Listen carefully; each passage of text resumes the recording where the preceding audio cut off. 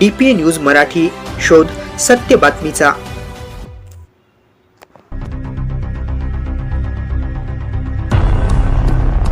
मोखाडा तालुक्यातील ग्रुप ग्रामपंचायत हिरवे घाणवळ अंतर्गत येणाऱ्या घाणवळ गावातील रहिवासी रामजी जानू नडगे यांच्या कुटुंबावर निसर्गाच्या अवकृपेने दुःखाचा डोंगर कोसळला आहे।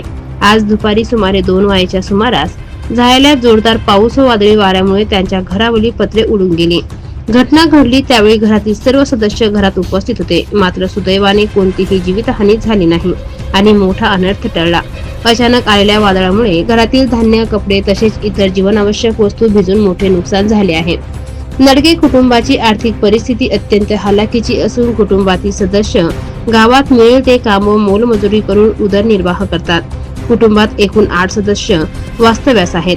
घराचे मोठे नुकसान झाल्याने कुटुंबियांसमोर गंभीर संकट उभे राहिले आहे।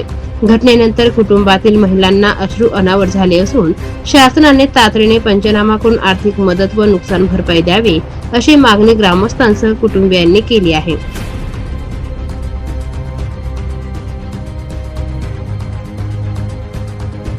DPA न्यूज साठी प्रतिनिधी सौरभ कांबळे, मोखाडा।